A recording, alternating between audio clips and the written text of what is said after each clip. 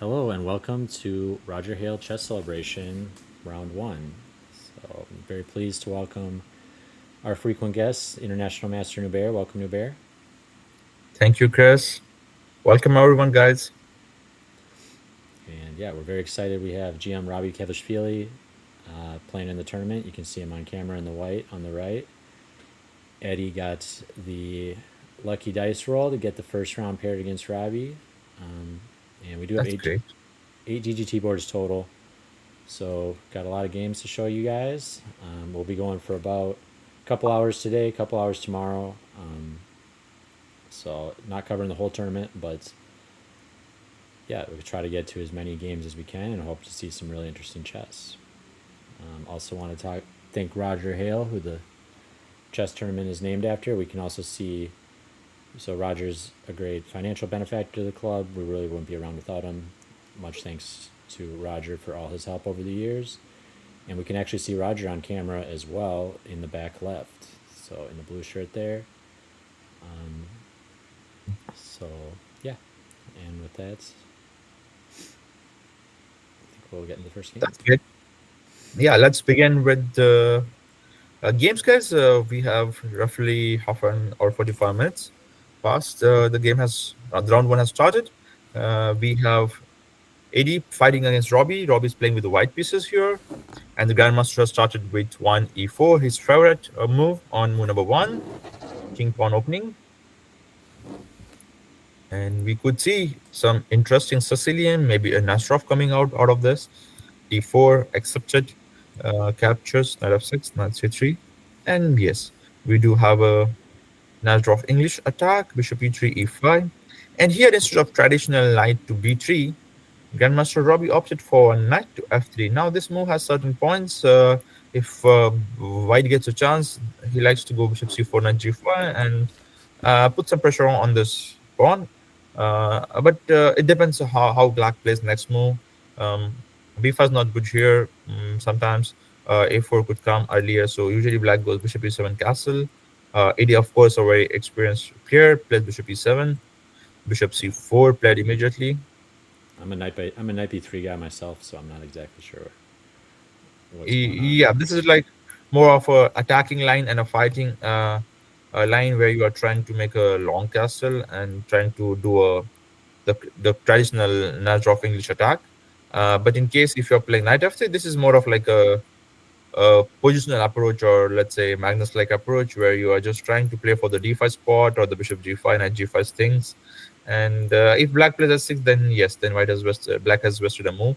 It's not good in general to play at 6. So usually they play bishop e7, which is correct. Bishop c4, castle, castle, and bishop e6. So this is again a possible idea because if he captures, it's not a big damage.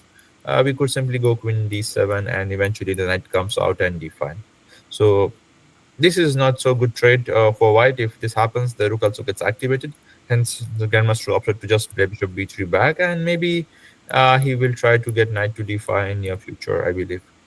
So knight c6, preventing any queen d3, so that we have knight b4. So queen e2 instead. He just wants to put rook on d1 and knight d5 maybe someday. Knight f5, trying to force the trades of bishop, trying to open up the f file. Very good attempt by ed here. And if white doesn't capture the bishops, then the knight may capture the bishop. And Robbie said, okay, no worries. Whatever happens, I'm not going to open up this file. I'm just here for a non-positional game. And he just goes rook d1, showing no interest in opening f and e files. He's like, if you want to capture, my rook also gets activated from like this if needed. And maybe b4, b5 could be a potential plan in some of the lines.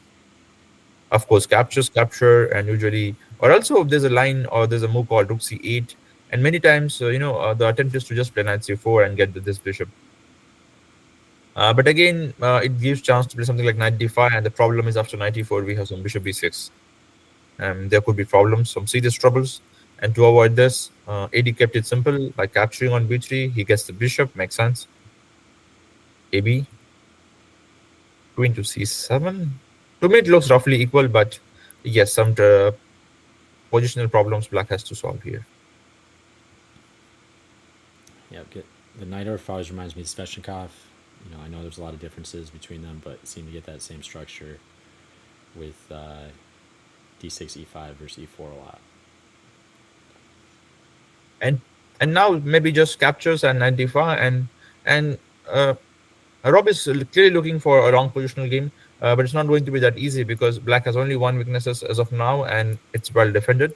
So it would be interesting to see how Robbie grants this. Also, it's important to note that he's quite ahead in time, and he look, for example, he played Bishop f6 in less than 30 seconds, so he's barely using the increment time and playing fast, keeping it simple, not giving because let's say if you do not take shear and you play rook d2 or something, or rook d3 or something, Black might just play 98 and get rid of this bad bishop.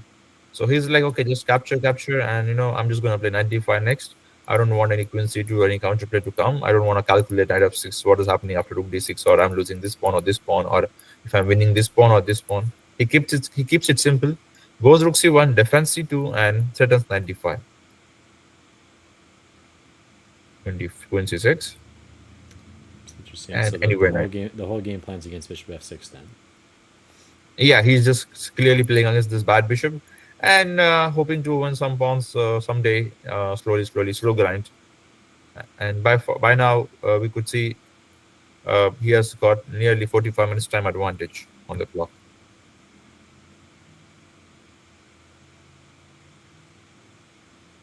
C3, just keeping it simple. Rook d1 next. And the problem for Black here is not having any good plan or clear idea to proceed with. Maybe someday you think you can play b5, and then you realize that White just makes double or triples on the a file, and this pawn is weak. And then the knight, imagine coming to d5, how annoying it will be. So you cannot really touch any pawns. If you touch something, you create weakness. For example, we saw h6, and now we could see if maybe someday if knight comes to a fight, will be very, very serious problem. For example, knight d2, knight f1, knight g3, and imagine this knight comes here. It's not good. But okay, currently knight d2, there's bishop g5, so he plays rook d2, rook d1, and we might witness someday something like this, or knight coming to e3 or g3, creating problems. Yeah, I think avoiding b5 is also practical, even if it made more sense in the position than it does, because you're playing against a grandmaster.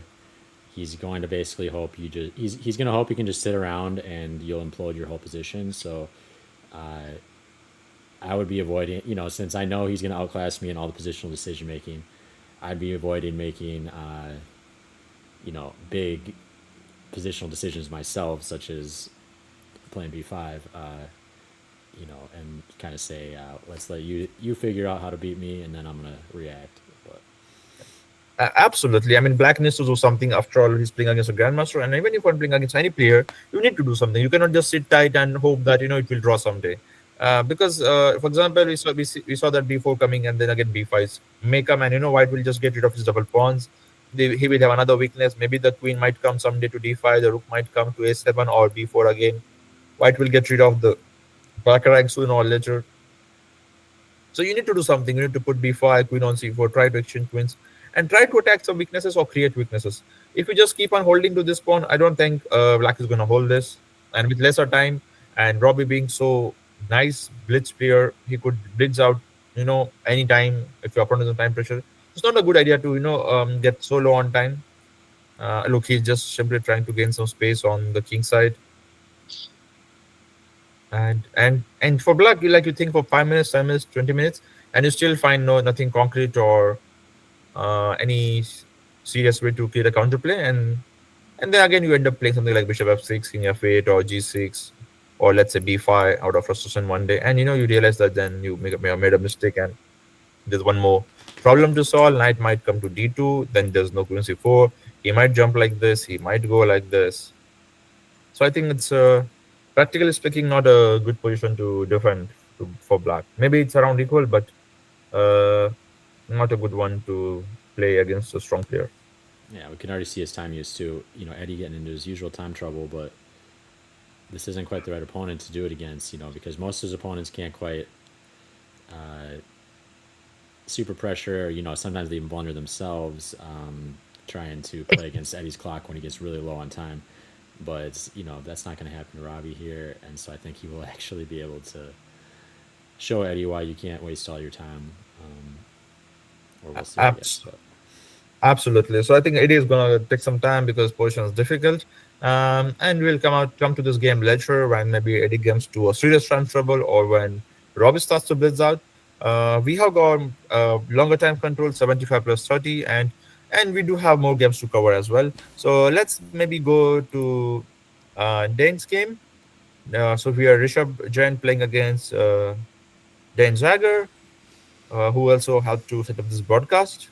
Yeah, thanks very much for Dane. Dane set up the video feed here and also the broadcast feed for all the games. So very much appreciate Dane's help with the broadcast. So let's see how much time he has left on the clock. So e4, e5, knight c3, bishop c5. Interesting something. Can you help me with Rishabh's rating if you have roughly idea? I think I'd say around 2000. 2000. So it's interesting pair. Maybe Um, yeah. So it's maybe 1900. I'm not sure. Dane's got a 2100 floor though, so he'll be okay. one of the higher seeds. Yeah, he earned that when he got class prizes in both Chicago and Vegas. So they're like, Uh-huh. no more class prizes for you. Sorry, Dane. You got 2100 minimum. And we can see bishop takes up 7 on move number 5. Now, Crazy. how correct or wrong is it? We'll explore after. We'll see.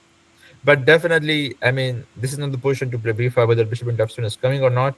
We just play d6, knight f6, castle. And after that, you decide you want to play b5, bishop b6, knight e7, whatsoever. But, I mean, this is like move number 4, and you have Well, played 3 pawn Dane's begging already. for it. He's like, let's see it, buddy. You know, so he wants a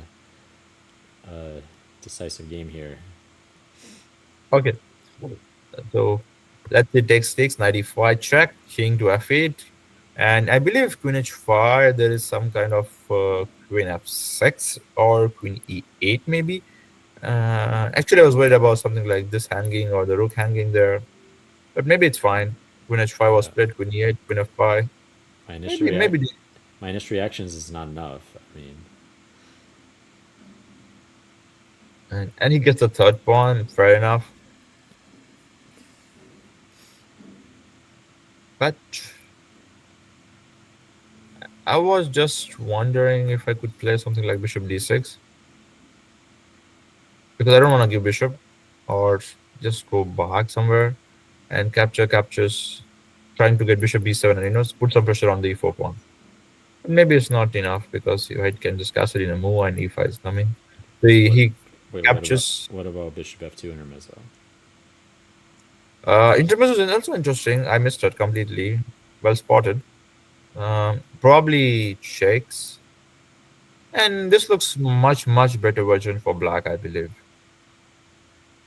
So maybe Ben is just winning here because he has got like 1, 2, 3, 4, 5. He has got like just um, 2 points for the piece. So it is white who has to prove here something like check could be going to this, capture here could go into 94 and run into more problems.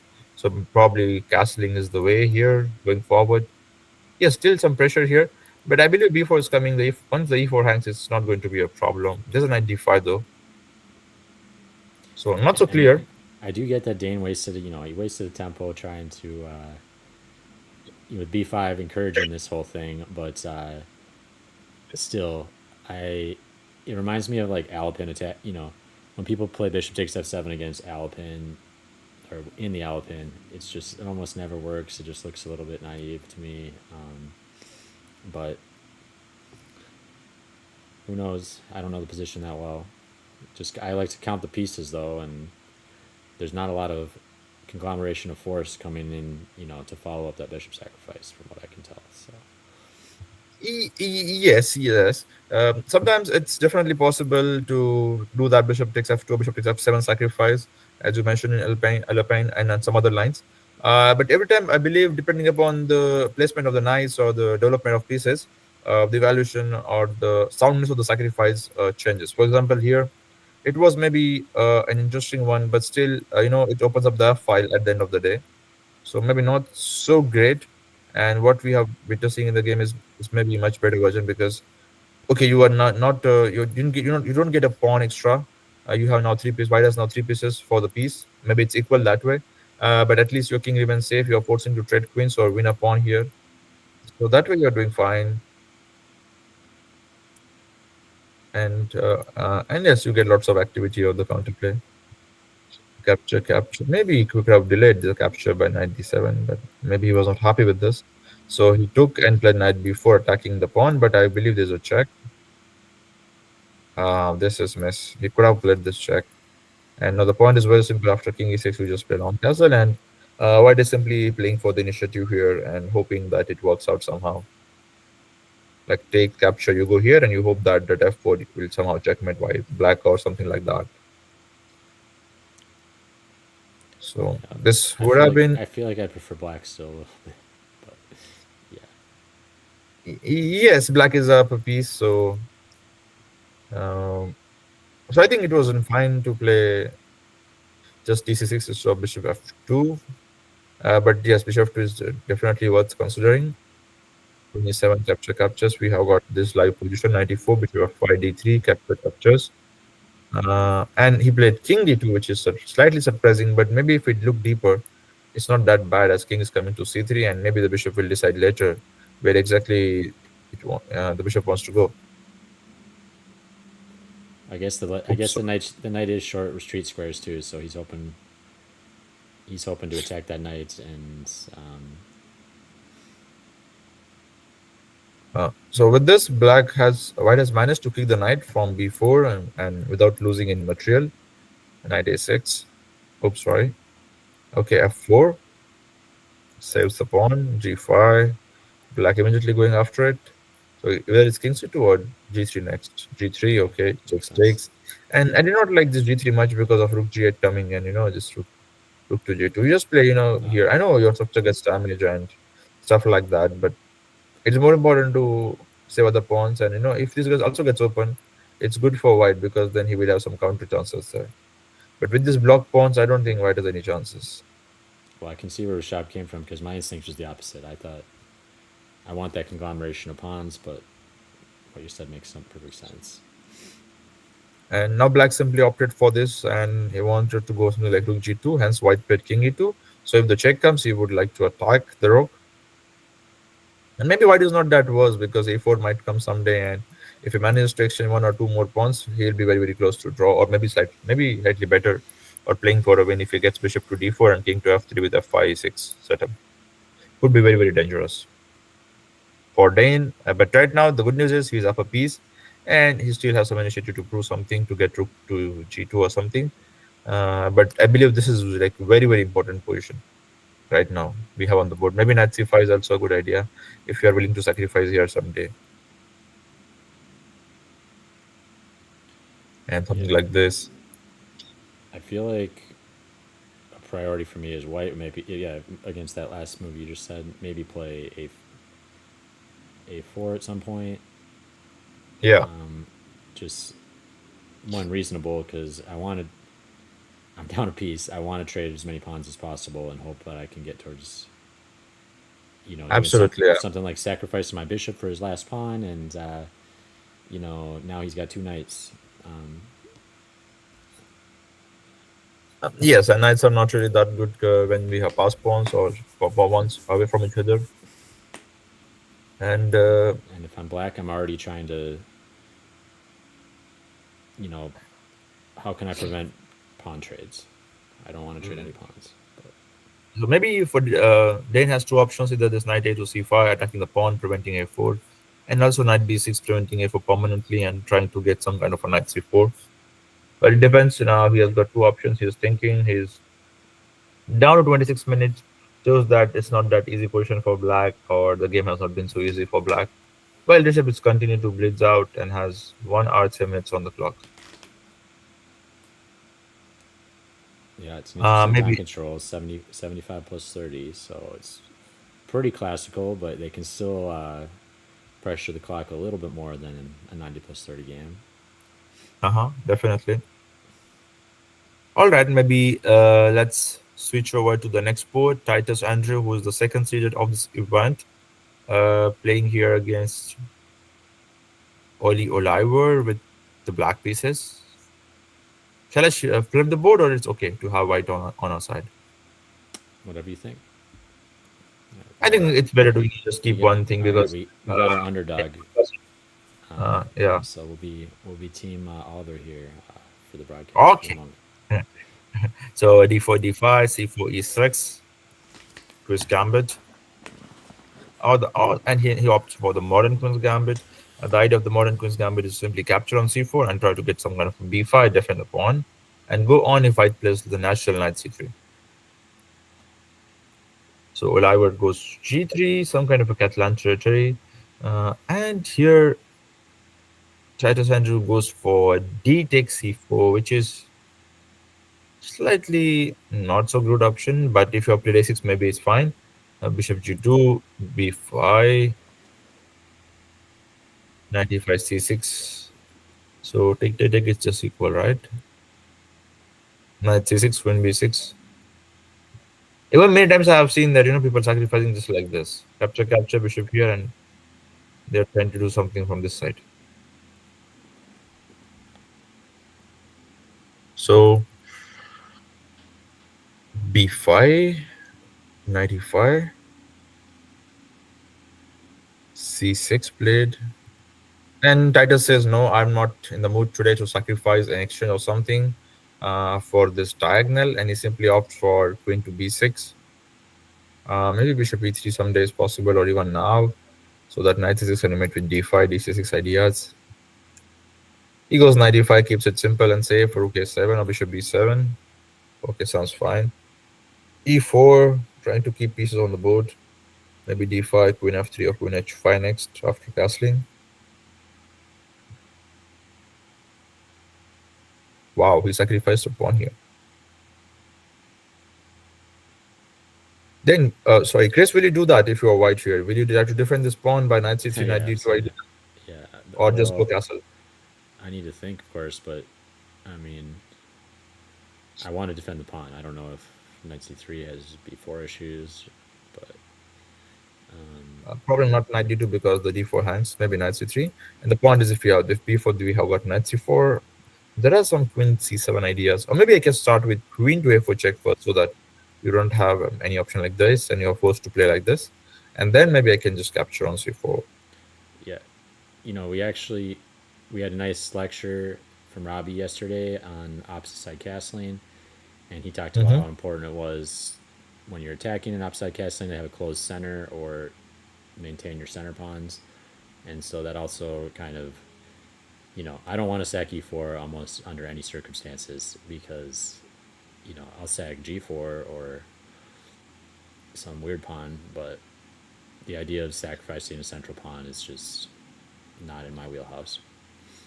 Very well said. We should never give the central pawns for anything else, for some random reasons, because they matter. The central control matters after the king's FT. So it is serious offense giving central pawns, and that's why Oli played castle. He's not much worried about d4 going.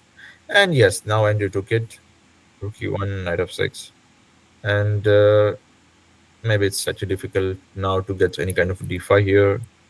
Though he played knight c3, bishop d2, king d2, queen b7, and queen f3 played well. So currently, what is down a pawn going into endgame with isolated pawn with good pawn chain for opponents. Slightly surprising, but maybe justified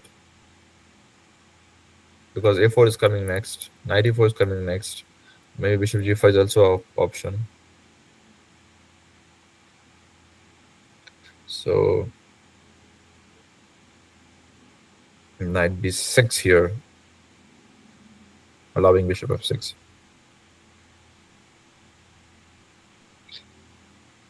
Will you capture, Chris? Yeah, it depends on how good I think that knight's going to be. I mean, I feel like he's got redundant knight control of d5 anyways. He's already coming in with the other knight, so Mm-hmm. I don't know. I'm a developer, so I don't. Well, I guess it's white to move, but Maybe if White wants to win this or play for more, maybe he has to capture, because if you play rook d1 just like that, thinking that you will capture on next move or threaten d5 and some tactical ideas, then it's not really going to work because black may just go knight d5 And after that, first of all, there's no more dreams of d5, and we also have to worry about f6. So Yeah, and this, as far as winning chances, my favorite way to, if I'm Oliver playing against Andrew here, my way of playing against high rated players is to try to frustrate them, thinking I'm playing for a draw, make yes. make them do something, and then as soon as they start to take excessive risk, then I'll flip a switch and try to play for a win. But I don't really want to be. I want to make them. I want to get to a position where we're both, where he's frustrated, and I'm not, and so I wouldn't really probably take. But So this was played you should play the pieces though, not the player. But very well said, very well said. Because always play the pieces, always play the position, and not your opponent. Because what matters on the board is the good moves. So takes, probably takes, and knight g4 or knight c6, probably knight g4, and with the idea of some kind of a d5 in future. So for example, bishop e7, there's a d5 possibility, and we'll come back to this game uh, later, as we also have Robert playing here with very very crazy opening surprises. Let me get his full see game if I could. see if yeah, yep, a different one has both names. Yep, perfect. Yeah. So Robert paired up here. Um, Josiah is a very strong player. He won the Grand Prix, which is a series of 6 tournaments, the biggest tournaments in Uh-huh. Minnesota. So he's one of the strongest players in the circuit. Interesting. That's great. And against him, Robert be like, I don't care. I'm just gonna 94, play 94, and then he goes with b5. And already we have some crazy stuff coming up. Capture in the center, d3, knight f6. Okay, d5, e5, knight d7, castle. Not defending this pawn because if he captures the bishop f4 and f6, we have at least captured queen h5 coming in. I'll just show this one interesting funny variation. So bishop f4. Okay, so knight e5, bishop f4. Something like this is not good because then there is a rook e1. So you end up playing this, and after this, there's a queen h5 check coming in. You don't really play king d7, right? So you play g6, and suddenly the rooks are hanging, and you lose the game. Yes, I have seen. Yeah, I've got a similar variation to that in my opening repertoire. I think against Nimzo Sicilian. Uh huh. But yeah, that's a cool trick. So black needs to be careful about it here. And so, okay, coming back to the position, takes cd4, d3, and f6. Bishop goes back, and now simply d5, e5, knight here, and queen h5. Not really sure about this. Maybe rook e1, bishop f4, or e6. Because queen h5. Sorry. Uh, can I go e6 at some point? That's one of my favorite pawn stacks. Although I do like Yeah. I like e6 better after they've touched their h pawn, because then you really have g6. Yes, I agree with you, but That's almost just like I'm wondering about this bishop. What's going to happen to this bishop? yeah, exactly. That's the real hard part, is like how that, the only real way. And if you kill that And my bishop, whole then you kill the rook too. So you can potentially almost just like kill 2 pieces, which is why it can be such a killer sack. But you potentially uh, can unwind with g6. I could see it happening. yeah, and that's what my whole point. I just want to play castle, and if he plays knight c5, we have again the same old trick of queen e5. And if it doesn't, then okay, we'll just play rook e1 c3 and something like that, trying to put some pressure or have at least develop an advantage. But in the game, we witnessed castle and knight c5. Now that is even because knight e5, bishop f4, and again maybe black was not sure. Black can play f6, but again the same problem arises with queen h5, and you have to run with king, which is not a good idea. So knight c5, c3. I think it's not possible. Capture is okay. Queen b6, rook to e1, h5, trying to maybe something like this. And this is a bit too much. I think this can be captured easily. Eyes closed. Yes, well done. Yeah. Okay, Okay, just defend it. he just wants the open file of the king, but come on. It's Ma- an uh, open file is not worth a full pawn, especially when your opponent has plenty of time to prepare for the attack. True, true. And is I think this game is also stuck here, and Robert is blitzing, but But hey, look at Josiah's clock though. He's not managing his time properly. So hey, never know. yeah, but I think the credit should go to Robert. I mean, the amount of moves, I mean, the way he plays, it's just hard to guess his moves or predict what he's gonna play. So this happens. Uh, Yeah. So let's this see. might. I think all the games are going to be interesting today. Yeah, this is a better time control for Robert than Thursdays with 90 plus 30. If they can pressure it because he always plays fast Definitely. no matter what. So now he can pressure the clock a little more. Mm-hmm. Shall we go to some other game or go back to Robbie? Yeah, we might as well cover all the games. I think we can jump. We can Okay. always we can So come back to that one when it finishes, or else. Yeah, I'd say let's so do a new game. let's maybe have a look at the game of Candidate Master. Okay, National Master. Okay. All right, we got our regular Thursday night commentator. He's actually playing this weekend, so any of you viewers who like to watch OK commentate on Thursdays get to see a chance to see him play here. Yeah, why not, guys? It's always a great experience to play strong, experienced players.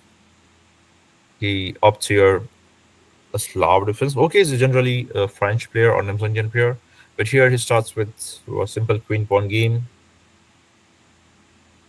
which goes into some kind of a London or Jubawa London type of positions. And here again, many moves are possible. This. And black simply, or the OK simply opts for c6 because you don't want knight b5 to come and have any chaos over there. Yeah, well, unfortunately for Richard here, there's some Jobava London mains in the state, so Uh-huh. most of the players probably have something ready for Jobava. Okay. So not getting the usual surprise value you maybe hope for. Yeah, so I think until this point, everything was going well for more or less both sides. But here, we could see some weaknesses. And if white could manage to exploit them, it would be difficult for black. Also, I'm not so sure about bishop to g7. Maybe c5 you want to play, then it's fine. But knight e2, queen f5, e4, knight a6. Very interesting and complicated game. And both sides are afraid of castling short or long, especially black here. Knight d4, not going for any normal captures because maybe cd5, queen b5 is there, or knight b5, something like that. And in case of e5, there's a queen e3 check. So he plays knight b4 first, so that in the case of queen e3, he can capture on d5. So queen e3, cd5, king b1, castle, bishop d6, rook c. I don't understand why, Richard is not picking this knight from here. Isn't that annoying? Yep, the knight's in your space. Just kick that thing out. Yeah, I and maybe he can just play e3 or improve other pieces, or do something like knight c1, knight b3, add more defenders or whatever. But if you keep knight here for so long, it's not good because someday, sooner or later, he might hit on c2 or some other shot. yep my Okay, coach and this Syanton is once now. told me that it's a little different than here, but a centrally outposted knight in your territory is basically like red flag. So, oh, I Mhm. lost the board. Oh, I'm sorry. No worries. I'm sorry. Yeah. It's your number one priority to deal with. If you're going Mm-hmm. to allow your opponent to have a well placed knight in your territory for Uh-huh. a large portion of the game, you're asking for big trouble. Definitely. And here, okay, it's playing for a long-term advantage. He's has made a very positional plan of rook c4, rook c8, a5, or and something like this, putting pressure here. And imagine if bishop gets open, it will be a very, very difficult position for Richard to handle. May I know some rating of Richard, or is around 1800, 1900? I'd guess so based on it's round one, and you know, Yeah. Okay. I don't All know. I'm right. not familiar with his rating though, but Mm-hmm. I Okay. guess I'd guess 1900. All right. So, and also is low on time. So I think OK is looking good here.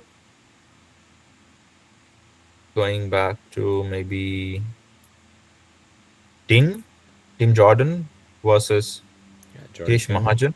So Jordan's gonna Yeah. want the high seed here, national master. Mm-hmm. So opening with D4, King Pawn, Yeah, Queen Pawn opening, and and he's again some kind of yeah, exactly. He's this is the main culprit of why everyone's prepared for Joe Babas because Jordan plays it, and and people are he's just playing A6, they're not allowing this.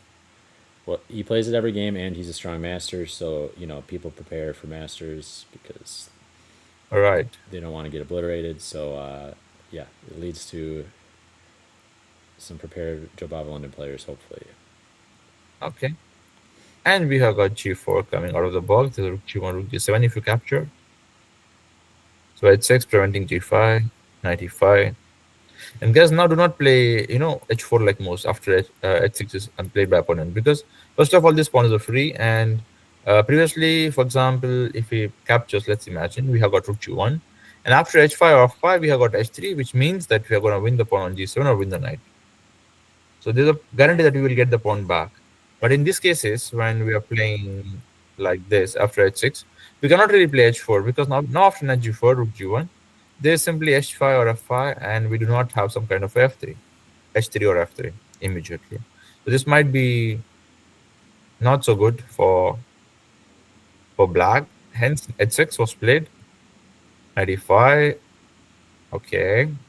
C5 probably. Okay. But it's nice that Jordan recognized that and didn't just go forward with H4. Yes, but maybe then C4, 94. But definitely it's possible. But at the end of the day, the problem is when you are playing G5, this should be supported. So team first goes Queen F3, which is I think a good idea. And now he's also keeping this option of playing like this directly, or playing H4, or to keep which piece where. He's just simply keeping option. Also for C4, he has made another spot for the bishop in case. So Chris captures on D4 and goes Queen B6. Straightforward. It's a typical tactic, guys. For Queen D4, we have Knight F7 and we drop the Queen like this. So do not blunder something like this. Nice one. So Bishop C3, B C3. I, I feel like that's an easier one to not blunder because you're like, wait, why did he just hang that? Like, it prompts you to look for tactics because it's like Absolutely. you didn't even try to protect it. If you kind of like protect it a little bit, but you think you're winning with a tactic, but then there's a counter tactic that's harder to see. But Yeah. But right now, I still like White's position because Black lacks the dark square bishop, and the king is still not safe, or either on E8 or G8. And also, I don't know how these pieces are going to come out. So even if I play more like King D2 or something else, again, there's no real threat probably of this, because again of NF7 bishop here.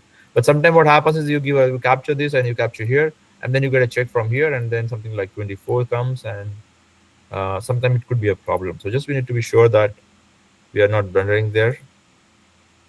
And we do have Queen C3 on the board, G5, maybe 94 simply at some point, or Queen A3 first. so why isn't knight takes f7 possible there? Knight takes after Queen Yeah, knight takes f7 here. F7, yes.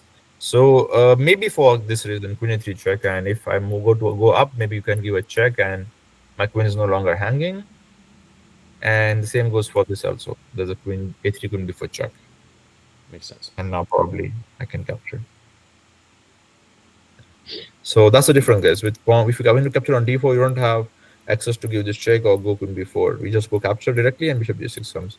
But when you capture on B2, in that case, there are some checks coming from here, there, here. Some could be tricks. So we need to be careful about those things. And that is why G5 played. And eventually it will come this way or the other way. Something like this will come. The king will suck. So it's gonna come eventually, I believe. Black carefully managed to, exchange many of the pieces, queen d5 maybe, and he's trying to survive. Uh, Even if you take like this, it's a good endgame to convert or play off or win. He does, he takes it. Okay. But why not d8? It's important to, destroy the pawn structure. King d2 is also fine. You're keeping away yourself from checks. But I wanted to, get my pieces activated immediately, like rook e1. And let him play f6, then I'll capture. Or maybe I'll capture, capture, and capture. And after f5, simply rook g1. Now you see how dominant is white here.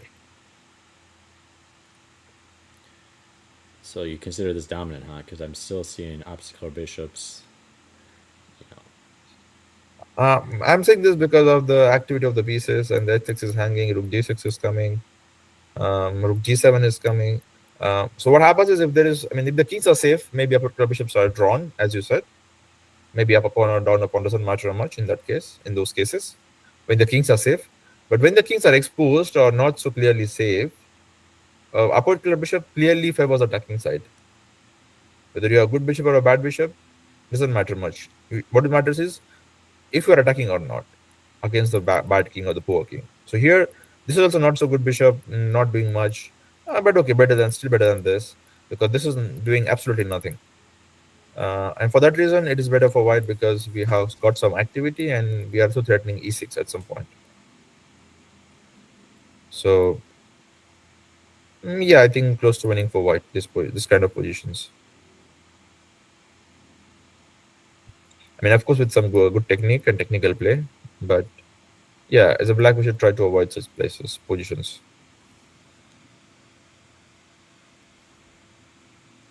makes sense. I was thinking, the queens are off too, but you can still Wait, is attack. it a live game? Still got two rooks to attack with. I think they made lots of progress.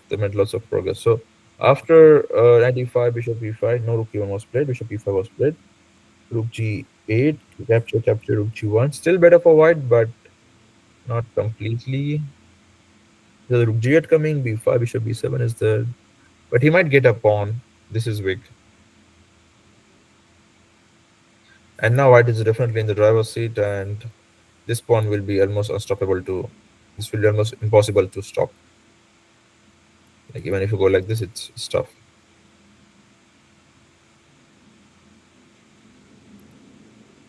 Okay. So king c7 to the bishop e5. So he attacks the bishop instead. Okay, white simply defends, and now the king will come from this side or this side. Because black played f5, we are going like this, so that no f4. Trying to attack this pawn. Okay, let's just go back. And maybe try to find something like bishop e5 and then. Or maybe, at some point you can sacrifice the pawn or just start pushing, But here the problem is rook h6 is coming. So maybe you just go king f4, give up those pawns and, just get the job done. Because black pawns are, far, far away from winning. And bad also. This is the live position. Instead of going for king e5 or something, black but I just opted for h5, pushing it further. He wants to just win it right away. King e7, yes, king g5 is possible, easy. Oh, we got Eddie in the chat saying that was painful. So Okay, we'll have to see the close out of his game in a moment. okay, all right.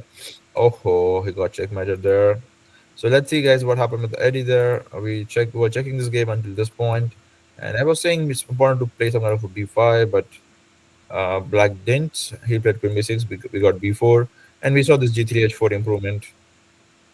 And typically, usually they play king to g2, pawn to h5 also at times, or rook h1.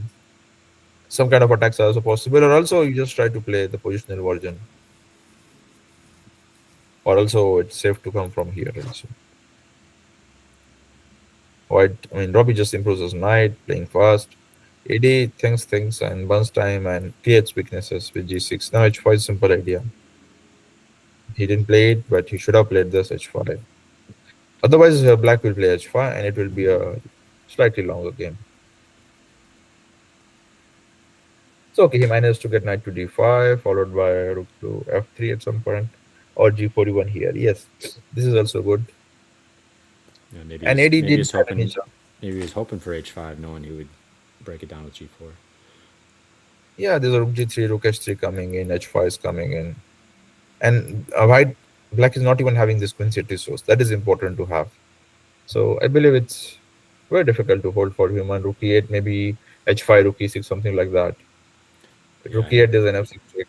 So I've never really understood this whole operation to get your queen over to like B8 that yeah. a lot of Sicilian players like to do. It just seems to me like same thing with Queen A5 to me. I don't really like Queen A5. I know it's applicable to a lot of positions, but Uh-huh, uh-huh.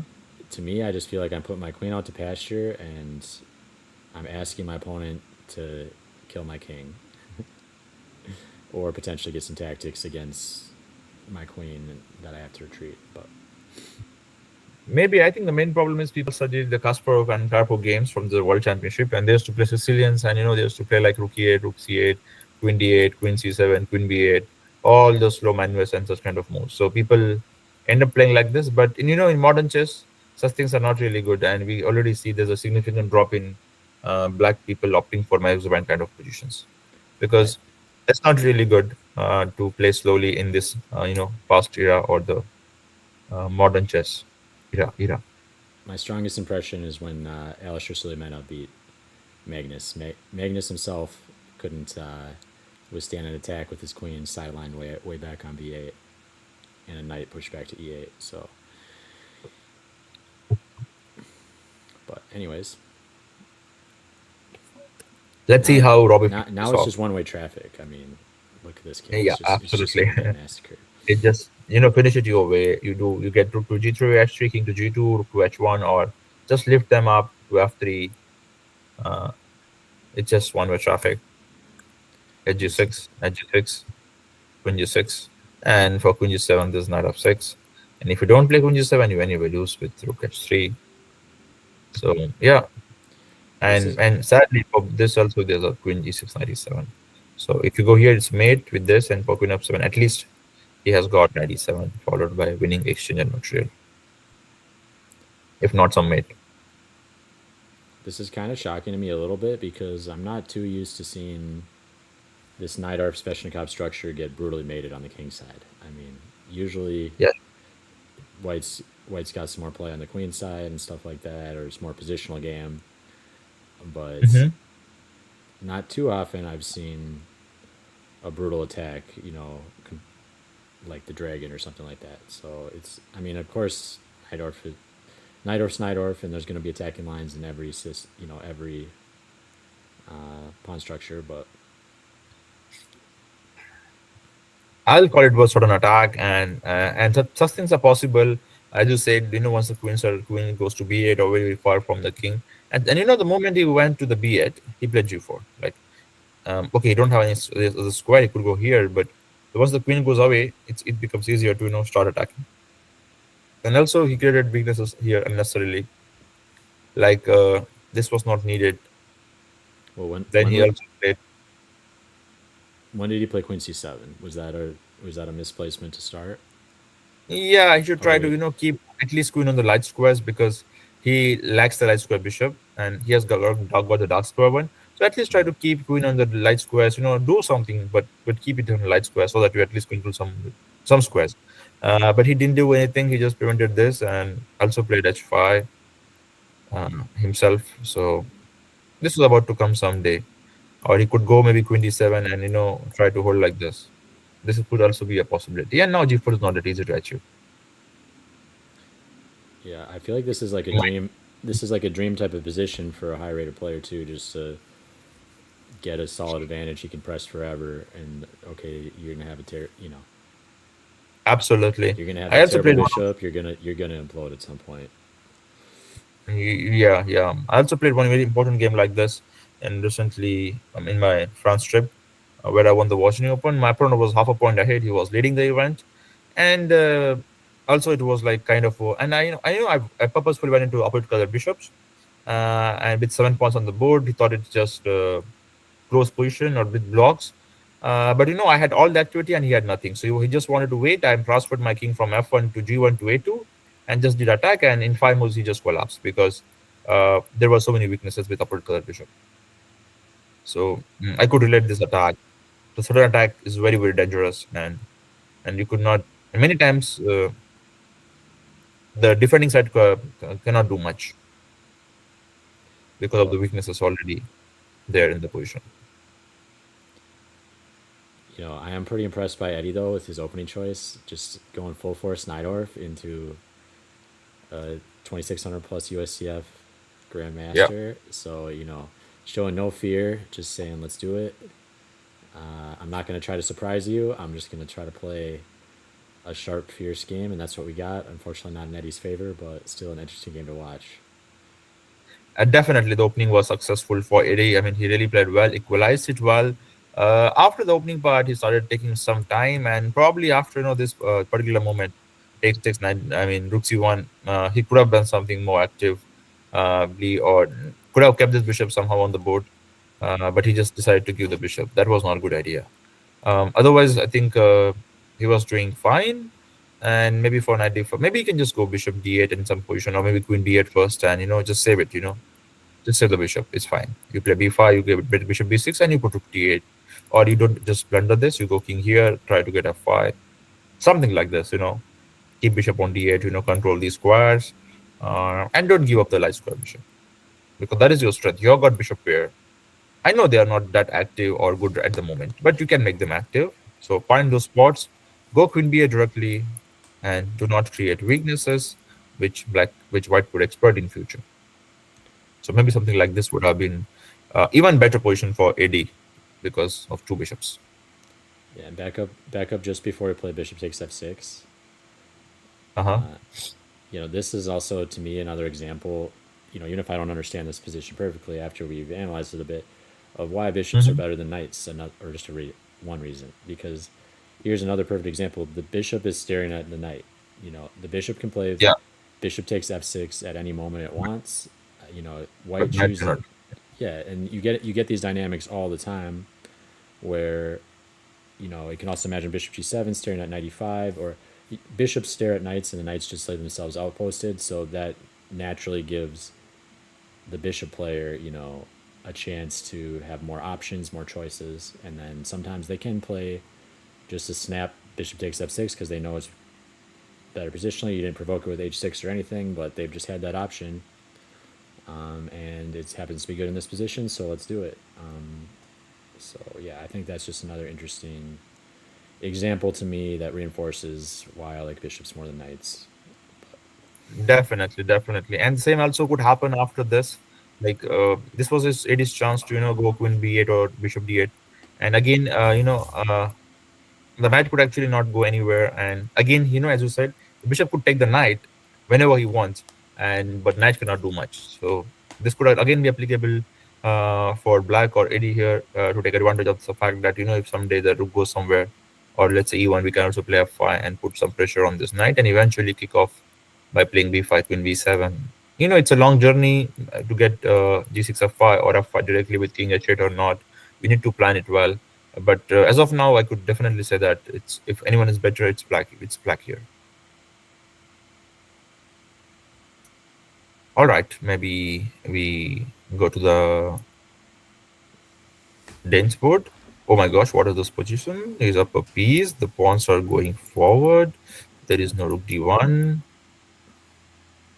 and he has Looking got 10 minutes on the clock. looking a bit scary now.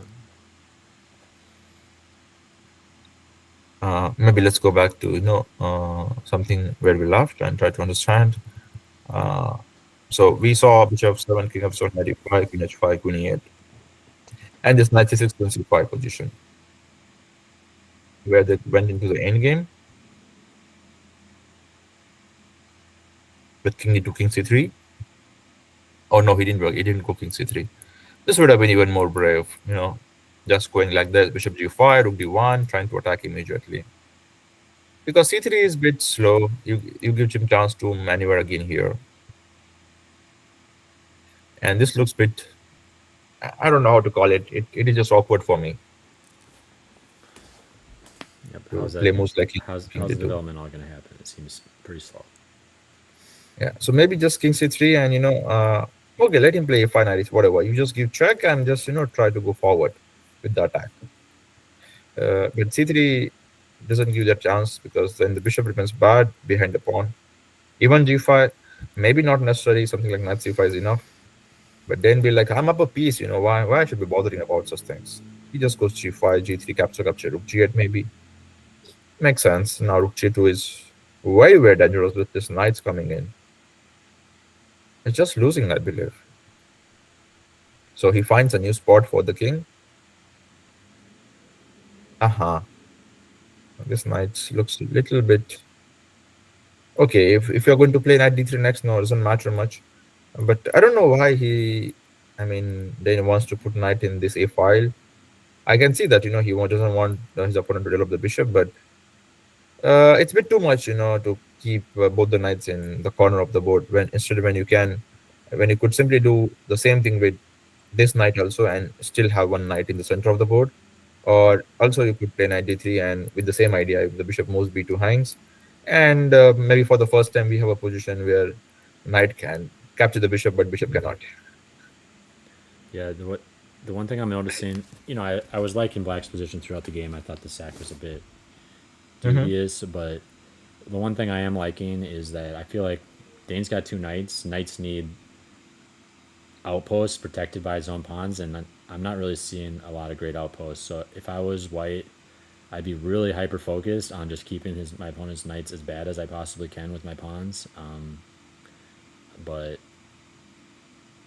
to me, it's hard to even evaluate the position. I'd probably still prefer black, but I'd be nervous. Mm-hmm. So h4, like white is trying his best to get this bishop g5 somehow. But I think there's a rook d3, knight c5 coming already. King e2, and even he played this rook, because if you play knight c5, then the other maybe rook is not coming into the game. So he brought up into the game, bishop g5 is gonna come. I don't know how this rooks are gonna improve. Maybe knight c5 followed by rook g2. But right now they looks a bit hanging, and there's a bishop f4 as well. Knight c5 seems very natural. So I was wondering if bishop f4. So you must defend your rook by playing rook f3 or f3. And irrespective of whatever you play, I just wanted to play rook to g1. Even if it's here, I just played rook to g1 and I'll try my luck. If I could get... Okay, you might play knight c5. And I'll just make double, like this, and this. And my point is, you capture, and I do a checkmate. But even if you go here, doesn't matter. Wherever you go, I have got a check and mating mate. And irrespective of, having these four pieces inside the white's territory, more or less, black cannot do much. This would have been very, very interesting variation, like bishop f4, and doesn't matter where white goes, and you still try to give this check and make double, and there is just no difference. Like you have to sacrifice the rook in that other way. Or maybe just play knight b2, takes, and I think now it's a two-way traffic, with white having some superiority because of the strong center.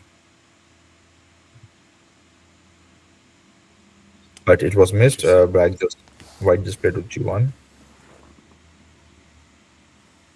Knight b2 and e6. Okay, so Rishabh was just trying to win like this, which is ideally that such things doesn't work. Knight c5 will be there. Yeah. Still, bishop f4, I think it's not a bad idea.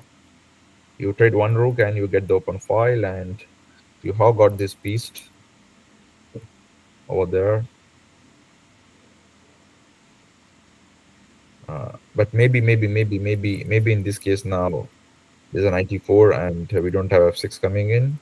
We don't have rook b1 because of knight c3 check. So maybe it works. There's a bishop c1, but again check is coming. So something like this is needed. And this gives black chance to deliver some checks and some mating patterns, maybe. or rook d5 simply to avoid complications. Is there any perpetual? Probably not, because we have got king 2. Wait, this is a blunder. This is e7. The point is check here and f6. After you capture, I have got check, and where do you go? I have got check, and I make a queen. But maybe this also wins because oops, rook f8, king here, and you get enough pawns to win as a black. So yes, it was complicated, and of course the moves I made is not perfect, but just one of the sample versions it could go in such way. But to fight, I think what it was important for Rishabh to play bishop f4 at some point. Interesting. So let's see the game. They just exchange the rooks. And I don't know, Rishabh just believed that, somehow this will work. But I don't see a way this f6 coming anytime because this knight is not going to go anywhere. And after knight c4, it's close to resignable. But instead, then goes rook to g4, trying to win pawn in this fashion. King f3, and now maybe realize after rook e3 there are certain problems. Maybe rook here or here, or maybe bishop e3, bishop d4 in some cases.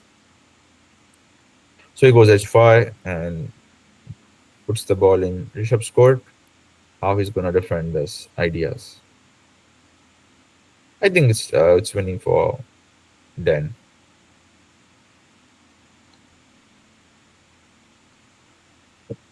Probably this is an idea: knight d3 or knight c4, e6, and now we need to find the winning idea, knight e, and somehow it will be win for sure.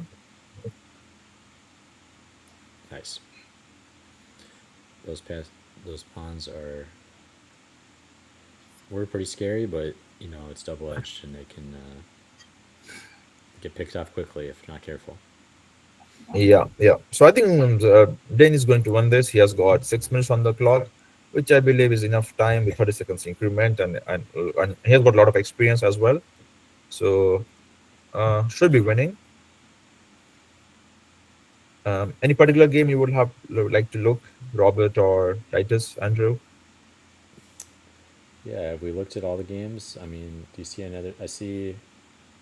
Oh, yeah, here we got William Murray against Dexter Thompson. We haven't touched that one yet, I don't think. Number 24. Or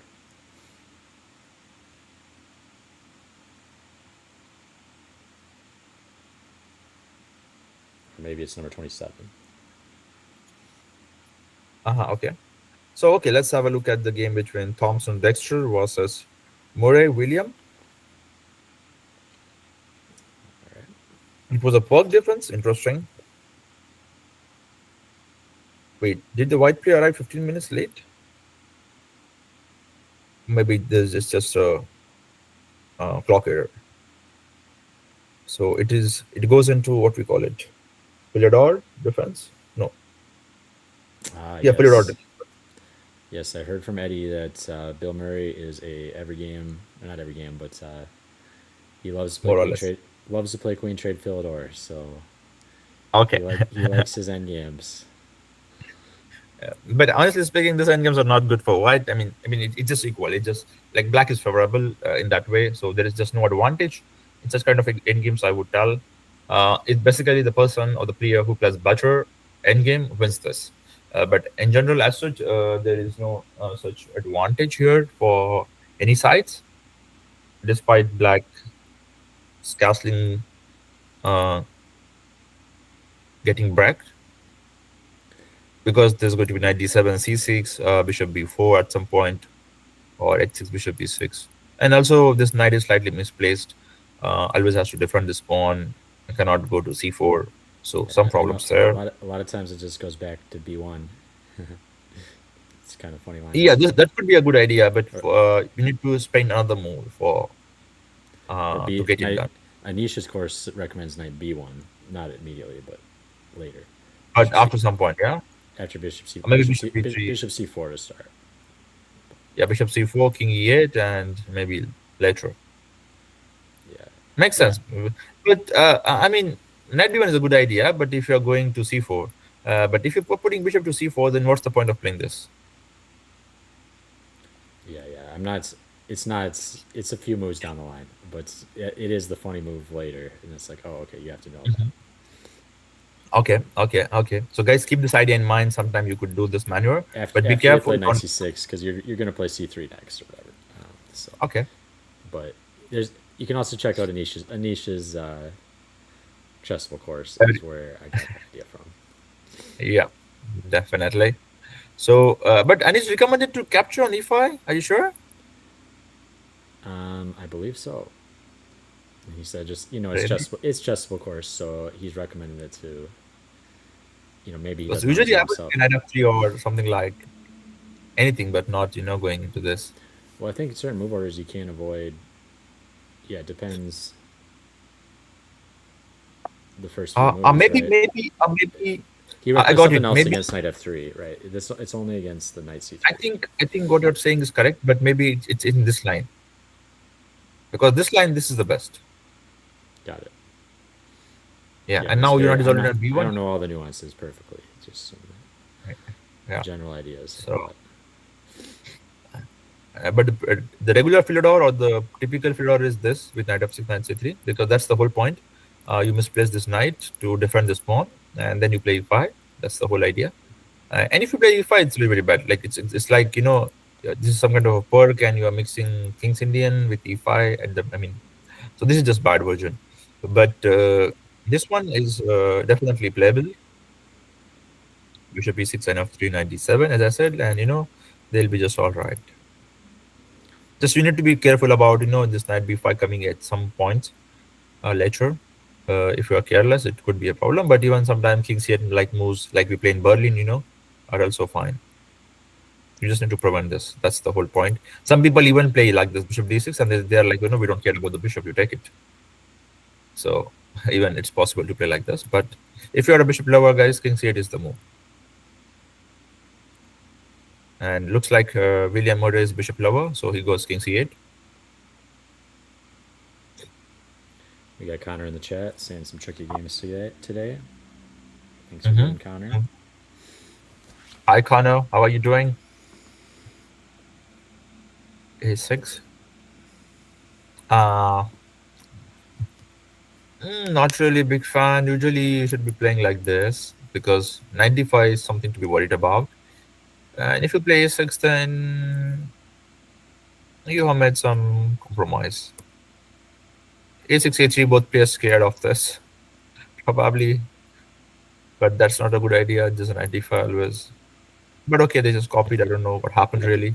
I, Uh, I can see that chess players don't like to think. They just want to prevent all their opponent's ideas until they find an easy two-move tactic. Maybe Thompson wanted to save some time and play A3 because he arrived late. Why calculate a few lines when you can just prevent the move? Uh-huh. And then he goes G4. Like, I don't think anyone in this world can prove how these two moves are connected. It's very hard. So G4, B5. Okay, these moves are connected. So he plays A3, A6, he plays A3. He plays G4, and now then he plays B5. But I don't see where's the bishop. For white, it's coming and it's blocked. For black, it's not there, but okay, at least he can improve the king. He goes back with the bishop, trying to give some threat for the first time. Black doesn't care about it. He doesn't prevent this. Maybe he didn't like this. He just goes b4, weakening this pawn. Maybe knight d5 is a good idea. As I said, every time bishop b4, there's a knight d5, and you cannot capture here because the bishop hangs. And if you do not capture, then the knight is annoying already. So do you think b4 was kind of pointless or what? It is unnecessary. I mean, these two moves are unnecessary. Like last 5 moves from both sides are unnecessary. Like until here, it was all good. It's all fine. It's explainable. But why black plays a6 or why white plays s3? Hard to explain because this is never really a threat. So okay, he plays s3. Black copies. He plays a6 because he didn't want to play h6. And then white says, okay, I copy you again. And then black has nothing to say, so he develops his piece. And now white has no plan, so he plays g4, and black says, okay, I copy you again. And so these moves were kind of unnecessary because this was also not hanging. I mean, for example, imagine now you have got this position, and you can play bishop c5. So you are touching the same piece. Instead of d6, you can play c5 and attack this, right? Why you are defending this twice? When your knight is not going anywhere, you could just play c6, king c7 still and say that, okay, I made a mistake, I agreed. And okay, I correct it on the next move. But no, he wants to play bishop d6, saying I'm not going to play c6 at all. So g4, then b5, bishop goes back. Now white is giving a threat, serious threat, to damage the structure, to get the light square bishop.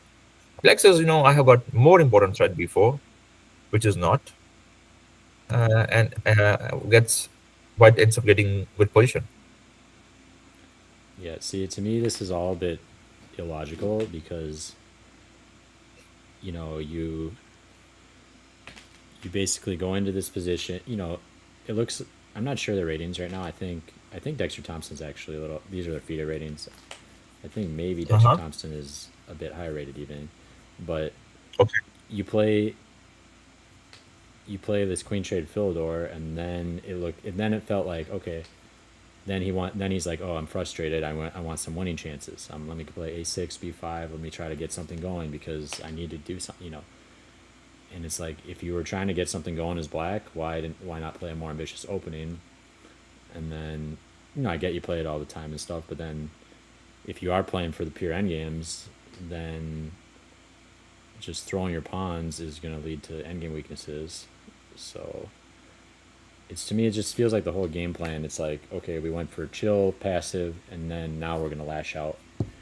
And it feels like either just lash out from the start or stay chill and passive and uh, let white push their pawns, make their own weaknesses, and you win their endgame pawns in like endgame style. But Yeah, usually that's the case. But here, white gets everything which he never dreamed of just because of black's help. And he gets knight g5, he gets knight d5, he gets h2 bishop, he gets this weakness. Without doing anything, he just played a3 to get this a6 weakness. Imagine. So, and also he gets the bishop, he gets the knight. I don't know, even c4 is coming, I don't know. Bishop c4. So I think very tough position for black here. He managed to defend this. Now next is probably rook e1 f4, he's getting some f3. harmony at Okay. least. And still it's not so clear because there's a bishop c5 now. So let's look at that decision just for a second. What about the knight trade? That was totally necessary, I guess. There was no option, I believe, because usually it's not good idea to trade this threatening knights. But I'm not happy with this bishop c4 coming directly. Either you go c4, c5, as I said, because the king is here on the line. Like you play c4, and I think it's a mistake because we just capture here, he captures, we capture. And now it doesn't matter, you capture with the knight or pawn, you just play c5 and win a piece because of the pin. Nice. So if the king walks in the line, you just go c4, c5.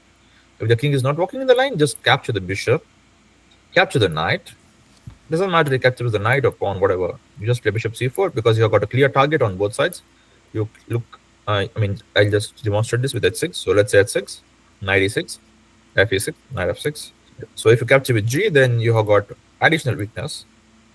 And if you do capture with the knight, and then this double pawns are just like that. You can just play bishop c4 also. No need to defend this as we have got small trick here. Take and game over. Nice. Bishop e5.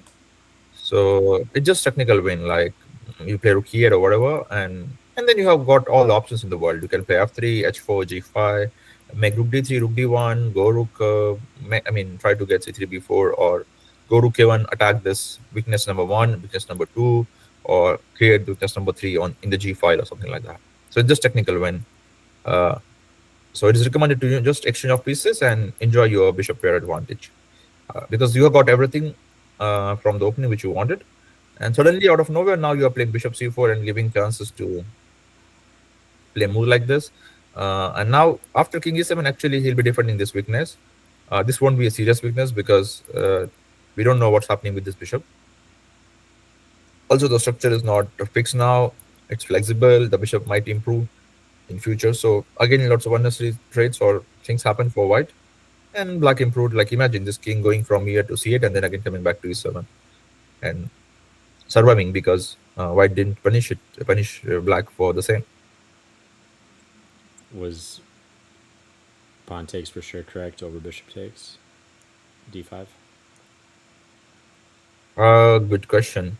So the thing is, if you just want to have a little technical advantage without any risk, you just play this move. Now black is forced to capture here, I believe. And usually the such tactics doesn't work because king e7 and the knight is usually trapped and he can capture here and black will be having or getting two pieces. And also this doesn't work like 96 because of knight e3 and we don't have knight f5 check without this knight capturing back. So we are not winning a pawn here, but ends up losing a piece for a pawn. So we have to play this move. And usually black now plays king e7 like move. And now you find your knight on g5 is not good. You try to play c4, but then it doesn't really work because he plays maybe not c6 immediately, but let's say h6 or something. Knight goes back and some c6 and bishop c5 or something. Like he gets control of the c5 square. And he also gets a5, rook to b8, active file, some play. What about rook So h d1 though instead of c4? yes, possible. But that's the thing, like, we don't have much here. Like we can play h6 or even ignore it. Maybe try to go rook b8. I'm not going with this rook because I know at some point you will go here. I just want to play rook b8, rook b5 and try to make double or, try to push this pawn further. And claim that I'm doing fine. I've got one weakness and I'm taking care of it. So that's my point here as white. But you can still say white is slightly better because of better bishop and active knight. But again, you need to remaneuver it to c4. And it's a long journey. So I will say it is close to equal. So not really good decision to capture with this. But in ED5, if things go wrong, you might even get a minus position or a bad position. Like we got this, and imagine now he plays bishop c5, and imagine now this gets traded. Now even after having bishop, your position is bad because you remain with bad bishop. The weakness which you were calling from the beginning of the game is no more a weakness because it can just move forward, and the rooks are connected, active, and your pawn structure is fixed and bad. So you have to end up playing bishop d2 or something like that. And now, yes, you have to keep the bishop pair. They are good. White is still slightly better. But the fact is, this bishop is controlling more square than this bishop. It could go to d4. Black could play f6. And again, white has to defend this. So unnecessarily, white has to defend so many things. So I would recommend if you want to play a safe game, bishop d5 is a safe capture. But you want to prove that I have got two bishops and somehow I'm going to outplay you with my greater skills or calculation or endgame skills. You could play this and continue the controversy, I would say. Makes sense. But clear advantage was definitely, just chopping it everything off. Just capture twice, go bishop c4, and it's game over. Or just play c4, c5. And even if he plays, let's say, king e8 like moves, you will win because the c7 drops, or if he captures, then some other thing will drop like this, and tactical possibilities are there always. So let's jump to the live position because we are far away from the current position. We have got exactly similar position which you were talking about. And a5, 4 a3. Okay, maybe he could have created some weakness with bishop d4 first, and then go back and just put bishop d6 so that this bishop is not coming here at some point to attack it further. But instead, he goes back with the knight, and now this gives rise to the h4 g5 ideas or some space advantage with rook f1 or bishop getting maneuvered to h5 to put some pressure there or from here. Let's see. He plays rook f1. This is not so great because after f6, I believe black will be fine. Absolutely. Yeah, again, now he's trying to do the same thing, but that should have been done immediately. This has to be done first. For example, now once you do this, then f6 is not really a good idea because you capture and directly go rook h7, and black king is in trouble because you have got a pair of bishops. They might just come like this and create lots of problems. So the move order problem is there, and black gets an extra move to do some counter, and he has to react to it because G5 already, maybe take a3 is a serious problem. Some check, some captures. So c3, I don't know, maybe a3, the point is b4, a2, and king b2, and now this pawn will drop. So black plays rook d6. And now the problem is this pawn is hanging. So you have to prepare this additional problem, bishop c1. And sometime moves like bishop b3 might come, and there might be rook b2, a3, and some crazy tactical shots. Nice. So he has to end up playing rook b1. Now imagine if he would have done h4, g5 in just 2 moves straight away. He would have saved these 2, 3 moves. And look, now bishop a3, and you have to again go back to c1. So it's a bit too much defending at c5. Every move opponent puts pressure on you. You go back and find a way to defend the b2. Force them to get creative. So wait a sec, am I missing something? So rook b2, what's wrong? I can see bishop b2, there's a3, but for rook b2? I mean, it's open Oh, for wow, captures wow. and then take So on that's d3. really nice. Yeah. That's really nice. Yep. So actually white ended up losing a very, very safe pawn after defending it to the maximum.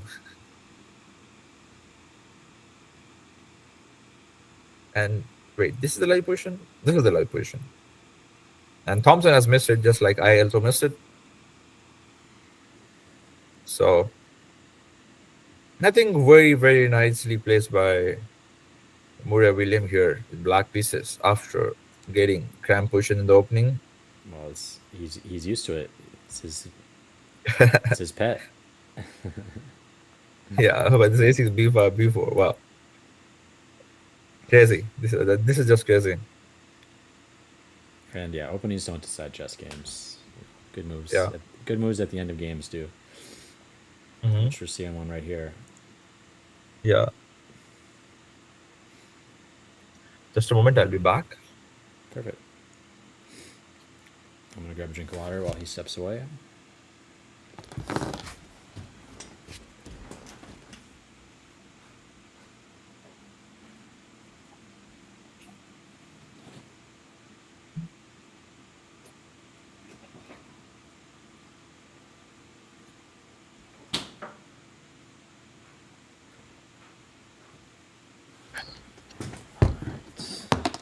Yeah. So maybe we could go to Andrew Titus' game. He's also on the camera. Perfect. He's also And he's up a pawn.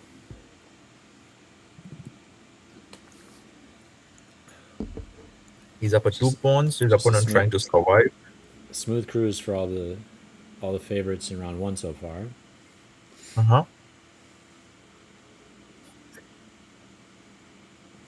Shall we go back to the position where we left? Something around.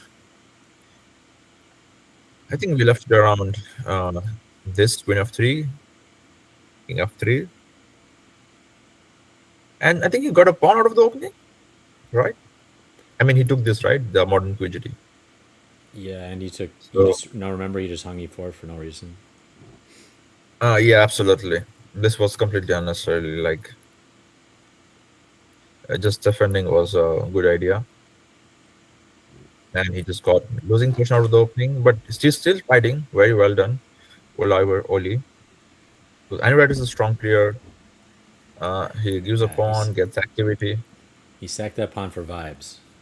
And that's not how chess games work, but I do it myself now and then, so I can't hate too much. But you got to have specific variations before you sack stuff.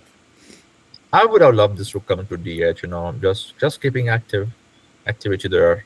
I know he might lose another pawn, but taking pawns like this is never a good option. Like going to the corner and taking pawns.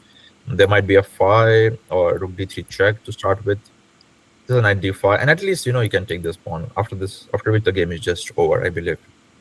So he would have won this game if he would have played rook d8 or something like that. But instead he gave up the open file, and we are witnessing some counterplay, or still a game is going on.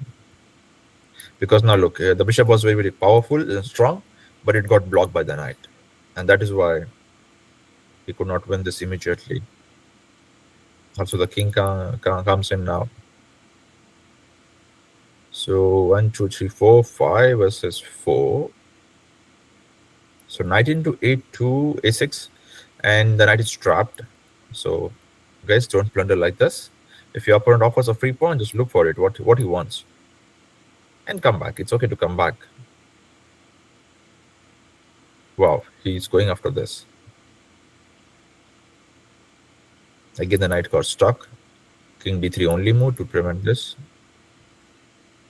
Bishop g5, and now probably aiming to get some kind of king f5. So he gives a check and comes there, but he fails to trap the knight because knight is a tricky piece. Again, knight b6 would lead into something like king here, and after knight f4, the knight is finished. You just put your bishop on a7 and it's gone. So he goes to f8 and still trying to survive. Finally coming back from here, and it will go like this. It did happen. Oh, why did not doing this check? Okay, he gave the check. How did he lose this pawn? Maybe it's close to draw if he doesn't lose this pawn. Well, he looks pretty young from the camera, so looks like a pretty promising player here. Putting up a good fight against Andrew. Yeah, and he was playing this like down to 6 minutes or something, and Andrew had like 55, 53 minutes, and he just dropped a pawn by getting into the line and ended up blundering it. After which I think it should be winning. But if it is a draw, even after that, I'll be surprised. Maybe it's not so clear because bishop c5 I was talking about captures, and after capture I just keep on playing this. And how do you exactly win this? Or even knight a1, knight c2, and how do you actually enter? Maybe you go up to f1 and zugzwang someday with king e1, king d1. Maybe it's winning. Yeah, maybe it's winning. But to surprise, Andrew went b takes a3. Maybe wanted to. I don't know. King c3. Can you play bishop d4? Not really. I can capture a2, knight c2. Well, can you But just go? surprising. Can you go a2 first? I guess. Can I go a2 first? Yeah. A2. I just play this, Okay. and then probably d4, d3. Yeah. But still, like there are some checks.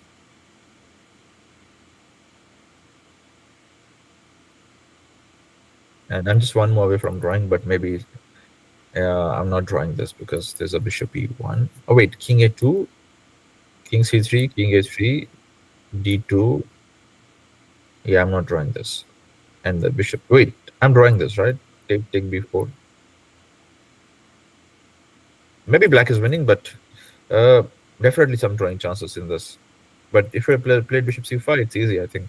Just get the king, zugzwang it. Andrew was probably really hoping to trap that knight La- on the other side of the board. Now he's got to do it the hard way. Let's go to the live position. Live position, we have got knight h3 in the game. Bishop going back.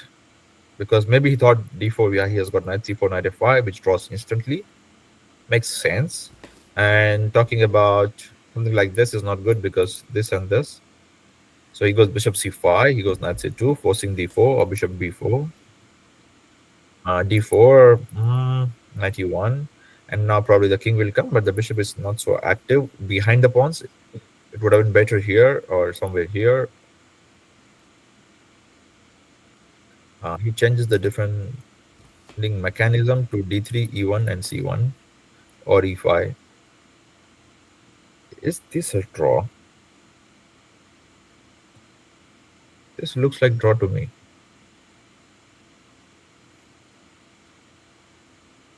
Because you cannot control knight from 4 different directions. Maximum you can control 3 squares. But that is also hanging. So this has to be draw.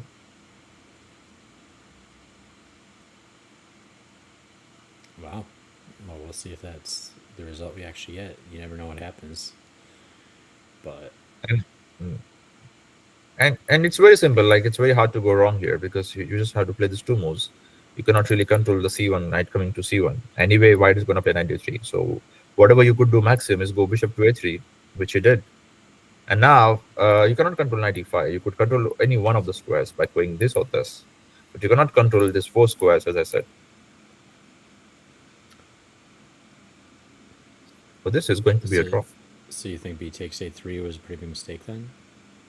Yes, I mean that is a mistake as well. I mean, you just go back. Why you want to go like this, and just try to come like this. But maybe even in that he can try that blockade with king c2 91 d3, because I thought that's not really possible.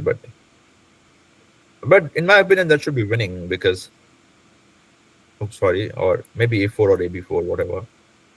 And now I play, I don't know, 91. Let's say king goes here, and I try to play like this. Okay, so here's another Uh, question is, let's go back to when you traded the rooks off. Don't you want to keep a pair of rooks on to try to convert that extra pawn? Uh, let's go back. So first of all, as I said, like there was just no need to do rook takes d1. Why you don't play rook d8 on the spot when you have option to keep the fight? You just play this like for thinking about 3 minutes, and then you realize you're playing king c7 with no threats as such, and then you realize after g4 that g5 could be a problem. Then you play h6 and ends up getting into this, which should also be winning. But why to get here? Because I've heard if you got a winning advantage, you pretty much want to keep one pair of rooks on the board. Yeah, or just destroy by playing rook d8. Like this rook d3 coming next, knight d5 coming next. Just straight pieces, open up the bishop.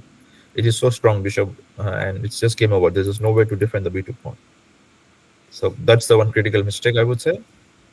And after that, I would give credit to Oliver instead of pointing out at Andrew. Oliver really, really, really played well Just as a to draw after find all. different ideas like G6 and whatever he believed in this. And I don't know whether he blundered f2 pawn or he gave it on purpose. But if he has find a drawing mechanism in this or fortress in this, doesn't matter you have this pawn or not. Yes, it's extra safety to have this pawn, but if it draws or if there is just no win, doesn't matter. It's just a draw. Yeah, that's some mature decision making right there. Never just allowing your pawn to get taken just because, hey, I've got a fortress. And they're playing quite fast, and both players are quite confident about their play. So I think we are gonna witness the first upset of the first round here. Probably Olaver only holding Yeah, maybe we got a new national superstar yeah. on our hands, but maybe he'll be international master by the time he's Andrew's age. Who knows? Yeah, impressive, quite pretty impressive by Olaver in the second half of the game or the towards the end of the game, because opening was not at all good. Yeah, it didn't really make sense to sack that pawn just to get a little central pressure, but chess is hard and it's not always that easy to just convert an extra pawn, Yes, especially and when it's your important opponent's to finding good defensive resources like this. yeah. So we need to be more, as Kramnik used to say, or always said, the most difficult part in chess is to win a one position. So it's really difficult converting, because then your opponent has only one task to put problems for you to somehow try to survive, and you have to find always the winning move, the right plans, the right path. So it's not easy to win the one game at times. We have a result here between Jordan and Krish. Team Jordan won a beautiful game here. I was talking about his opponent color bishop, and it's not easy at times. And Tim played really good endgame, I believe, to convert this. Yes, and as I said, it favors the attacking side, and you cannot do much with the defending side. You cannot even capture the pawn because it's very dangerous, and the pawn just wins. He got checkmated. Okay, so much to. Maybe I will not even capture this one. Just push. But okay, he captured to create another password, I believe. Oh, he just went like this. It's, Makes sense. I think a very good, I think, See, technical game by King just Jordan here. calculated the pawn's queen by force, and it doesn't matter that we got opposite color bishops here, but makes I mean, sense. it was all about the activity of pieces. So I think we left it around. We left it long back here, and we were talking about this knight f7 and bishop d6 things. So it wasn't working here because of the check and check. So he played g5, and we ended into this kind of position. Uh, okay, fine. And so here probably this is also fine, but the problem is the g7 pawn. Or sometimes you have to just give up a pawn, by playing f6 like move, and that's the best way to secure a draw. And just play rook f8. Okay, but again bishop. Okay, rook f8 is probably fine, and you get some pawns, and maybe you can draw like this. But if you keep on defending like he played rook g8, then takes or rook takes happen, the rook g1 comes, then the obvious weakness gets attacked by the bishop. Then you have to push it. Then the weakness gets created on dark squares, and the king comes in from this side or this side. We don't know from which side it will come. We will see. Let's see. Sometimes you have to just play rook g6, block those files, put bishop on f5, and make a steady draw. But when you make just random captures like this, then rook g8 will come, rook h8 will come, something will come. To take is a mistake. Yeah. Or you could say, I mean, you can take, but then you need to find those moves precisely, like moves like f6. You cannot play like king f8 or castle here, or rook g8. Rook g8 is also okay. If you put engine, they will say we are still within drawing limits. But then, after rook g6, h5, there will be only one move which draws. And for human, it will be difficult to find at times. So better Yeah, to why to go into such positions. Just go f6, get some activity and hold. I feel like Krish doesn't have quite that deep hunger for development that it seems like almost all strong players develop. Like I would be just staring at bishop. Look at the game is over, and I have bishop c8 or rook a8. Eh, I'm always disappointed whenever that happens to me. I feel like I didn't even properly get my forces out. But And even I found one new idea in this now. So this, and we missed one intermediate check. And now the king has no good spot.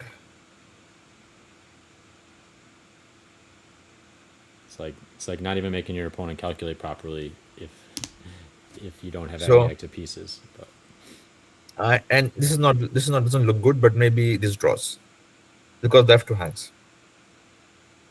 interesting. And even if you lose this pawn someday, it's enough to make a draw because it's upper color bishop and you can hold on one's weaknesses. But if the weakness on both sides or the king gets activated and there are some mating nades or the bishop is pinned, then it's difficult. So this check and we have got this, and now white may drop some material here because the bishop is unstable. So he Okay, has hold to on. save it. Oh, never mind. I was wondering if you can threaten me, but the bishop's covering it. Yeah, rook is it's covered. So maybe black can hold like this, or maybe Stockfish might even say that just go this and you still survive because rook g1 check, there's a king at 7, and after this he will say we're king at 8, and for this we have this, and it's a perpetual or a draw. But probably this is losing because there's a bishop e5 See it. I never. and yeah. I So never get the maybe opportunity to play these brilliant castles in the endgame because I'm always obsessed with casting my king like in the opening. yeah. I know. I was playing in Aeroflot. One fun incident. It was Aeroflot. This Blades where even Fabi used to play. This very big open, which used to happen, which just stopped after pandemic, I believe. And there, we used to have like Grishuk playing, Sagi Karakin playing, Caruana playing. All the top players, along with the masters playing in the A category, like all 2400, 2500 players. So I was playing in that strong event. I was playing one grandmaster from South America. I don't remember his name exactly. And we had a crazy game, and I had not castled. And he had rook on b7 and something like, we have such positions in book, right? And suddenly you're getting checkmated, but you have got long castle as a legal move, and you end up winning by giving a check to the king here and capture the rook with something like this. Yep. So, so I had this opportunity to do this, and it was like, and finally I was like, okay, I studied this idea so many years ago when I was a kid, and finally I'm doing this like as a grandmaster in Aeroflot Open. So Amazing. you have to wait for the chances, because we never know so when such things will happen in your life. So wait for it. Maybe you will also get chance. So did it happen on the board or did he avoid it with It happened. It happened on the board. It happened on the board. It happened because he was relying. That was his only idea, and it was very complicated game, and we had so much of chaos. I took some pawn on c4. I was defending it for a long time. I was like, I'm gonna keep the pawn extra. You attack it. I was defending. He entered in the seventh rank. I got some play on the king side or some material, and then I was getting major. And at the end of the line, I had some intermediate check, and after that, I was because initially I was also blocked for castling, so I had something which clears my castling route by sacrificing, and after the sacrifice gets cleared, I have this beautiful long castle thing, and I guess the rook on b7, and I survived. Otherwise, I was just lost probably. So good things happen, but for that you need to play more. makes sense. Yeah. So probably, I believe this is the only way which draws as of now. But I would give credit to Tim for playing, I think, a beautiful game here, showing how to play in Upper Color Bishop, probably a model end game he played here, to prove that Upper Color Bishops are not drawn always. Yep, and Jordan's showing why he's 2280 or whatever his current rating is, but one of the We have an update. stronger local Uh, masters. the game has officially ended in draw between Oli Oliver and Titus Andreev. First big result of round one. Well, I spoke too soon on it was smooth sailing for all the favorites. We do have a good upset here, so nice job by Oliver. I'm Yeah. gonna have to check out his rating profile. Not too familiar with right now, but I wouldn't be. These are FIDE ratings, so I wouldn't be Mm-hmm. surprised if he's a lot higher rated than that USCF. Uh-huh. Uh, I'm trying to get the Dexter game because he had lots of brilliances here. So we left it around here. Bishop b2, bishop e3. He found attacking the knight. Wait a sec. Can he just play bishop a3, or he went for knight d3? This looks simpler to me. And again, the same upper bishop scenario with a pawn being strong. Okay, let's see what he has. Bishop into b6. And he thought he's just winning, but he missed bishop into a3. Wow. And now he's losing. Chess is cruel at times. He found so brilliant ideas, and then he missed out some. This is a cardiogram game then, huh? Yeah. Because Black was winning earlier, and now, yep, it's brutal. This must be very, very frustrating for William Moran. Yes, play a very nice game overall, but what matters is the last mistake. Yeah, the person who blunders last loses the game. So here it was simple, just go bishop a3, and there's no rook b1 because this check and knight d3 is coming. So probably he has to capture because bishop is also in the air. So capture, this is also an option, but of course I'll capture with this, going rook b2 next. And if we go into the upper colored bishop somehow, this will be winning, I believe, because there's a3 coming next. Okay, you have to serve the rook first. So let's see you play this. But a3, wait a sec. So the problem here is I found there's a rook b1 coming. And a2, there's a rook a1. And it's not winning yet. So, and if I try to get something like king here, how am I about this? Some h5 is needed? No. Some g6 h5? Maybe, but maybe, not sure, but maybe capture, and h5 is an idea. The point is I want to win this pawn, and then I'll try to get my king through this channel, because this king will be busy over here. But probably the problem again is this is coming. So maybe it's within the drawing limits, or maybe black should not push it further, or maybe just play h5 instead of going. But it looks like a draw to me, honestly speaking, because there is no way to proceed. further clearly. Have we taken a look at all? Yes. So wait, the end. More You or think less, I think yes. you think the end? Did we look at David Schaubert? Or scroll down. Sorry, which board? Scroll down. Okay, this one. Yep, Ethan Hale. Yep. We didn't have a look at this, so we'll have a look here. Black David Shabbat is upper Yes. piece. He's a master, so he's gonna be the Uh-huh. favorite. Yes, also bishop d6 coming.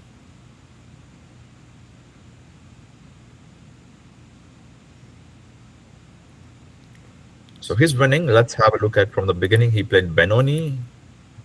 I think I'm commenting almost a year, and but we haven't seen this Benoni. We have seen some modern Benonis, but Old Benoni. yeah, old Benoni or the Czech Benoni. Well, So d4 c5 and d8 c5. Like this is also a rare choice. come on, just gotta shove D5. Yeah.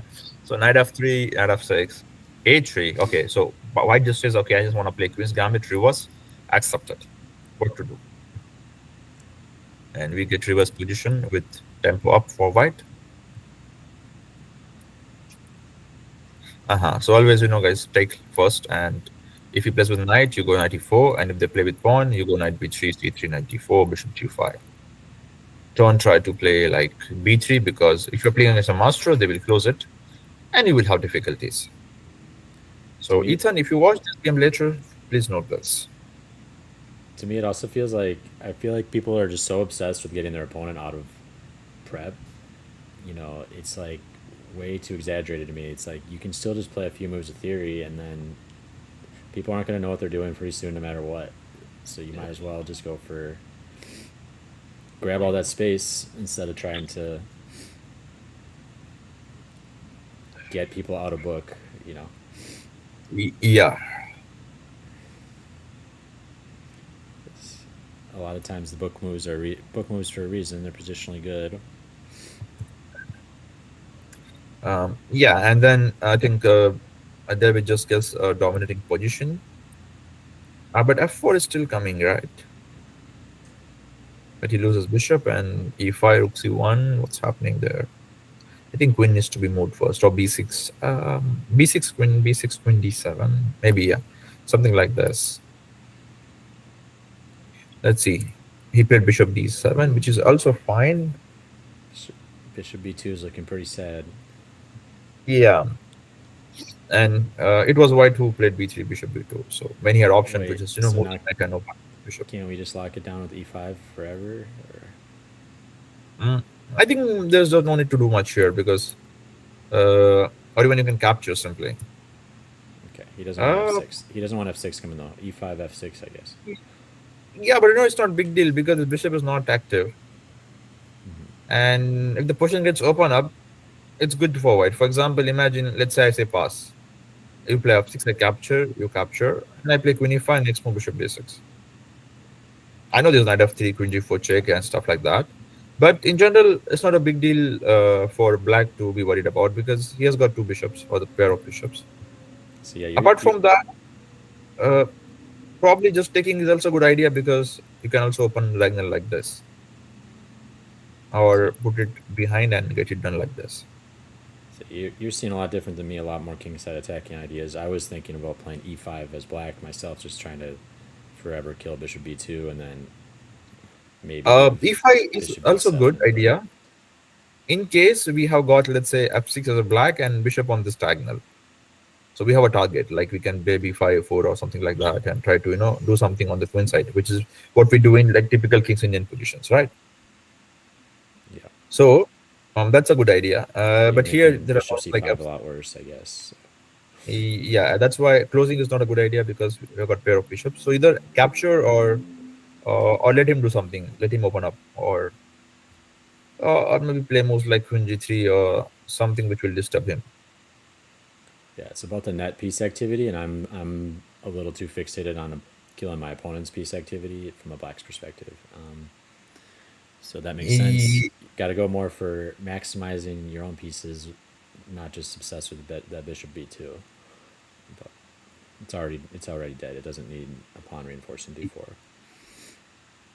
Yeah, and for that reason, I didn't wanted to play Rook C1 first because we have got weaknesses. Like the moment he played Rook C1, he goes Queen E7. So maybe it makes more sense to play something like Queen H5 first. And now you're hiddenly threatening Rook C1, and then there's no chance to defend it with Rook 0 B6 because D4 wins. And if he goes something like something else, let's say moves the queen or anything else, you can also play knight f3 and put some pressure on this. And moves like this is not much effective because we have got this, and again for this we have got this. So it gives like some chances or some initiative to white to do something. So I think something like this was more effective comparatively because of the bad placement of the bishop. And now this creates gives a juicy spot here for lifetime. He will play rook d8 at some point and move the bishop. Okay, he's just going after this. He just went for the opposite color. Okay, he just went for the same color bishop, which is not a good idea here because I don't see any problem for black white king actually. Like this is hanging first of all. Also, rook f5 is coming. A bit What's the strange. trap? You get it after capture? Yeah, I'm not seeing anything. So it's a free pawn, yeah. Yeah, and then he plays f5, and maybe the whole point is rook e1 bishop b4, but that is also not working. We have got a check. So basically, David just misplayed it. And wait a sec. How did he lose this bishop? Maybe queen f2 check coming up. Uh, Yep. uh, uh, uh. Yikes. He has got 28 minutes on the clock, and David had 14 minutes. It's, I think, a bit too much to blunder like this. But this is also serious threat. I blunder like that all the time, so I can empathize with you, Ethan. But yeah, gotta add a blunder check into Uh, your protocol. but honestly speaking, there are serious issues. Like this cannot be defended actually. Check and bishop d6. White king is absolutely weak here. Like even if you play rook e8, it's gone. Like you give a check and it's a mate, more or less mate. Maybe you do whatever you lose here because of okay, maybe just queen e1 was good enough. Yeah, that queen stranded off to the side again. Yeah, because suddenly pieces got exchanged and Now or maybe queen d2 is also fine it's like and Eddie's bishop queen on b4. b8. You know, it's different, of course, but I feel like a stranded queen is a common feature of a checkmated king. Uh-huh. And yeah, now he just lost material and down a piece. But okay, he kept on fighting further. He did not allowing him to get bishop b6. He managed to change queens, but the pawns are very, very weak. And we already have result. David has won this.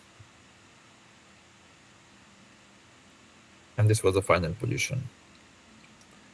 Nice game by David. David was attending the training camp yesterday. Appreciate that for especially such a strong player showing up.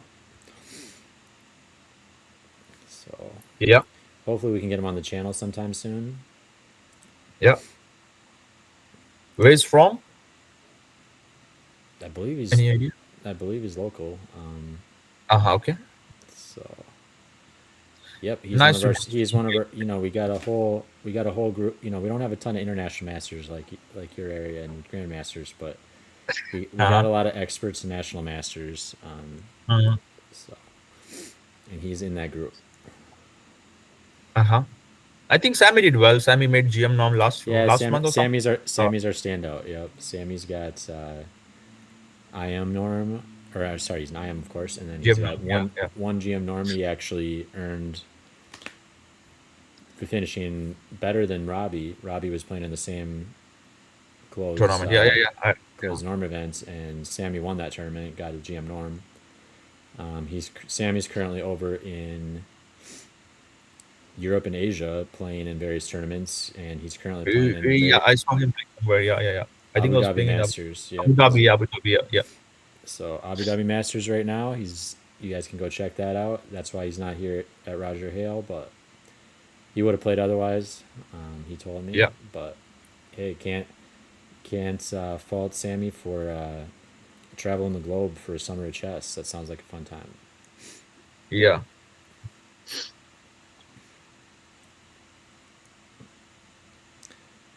Perfect. Well, should we try to just see if there's any close? I think we're getting close to the end of the broadcast here, so let's see if there's any loose ends you want to tie up. Otherwise, we're gonna have a lot of games to bring you guys tomorrow because we'll have hopefully some games from rounds 2 and 3 today.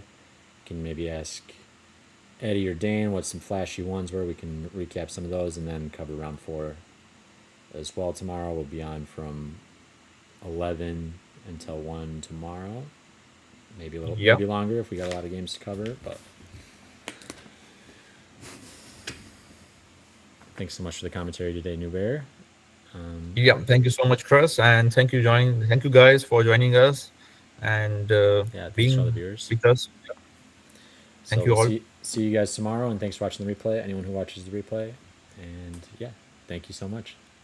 See you back in round 4. Bye. Bye bye.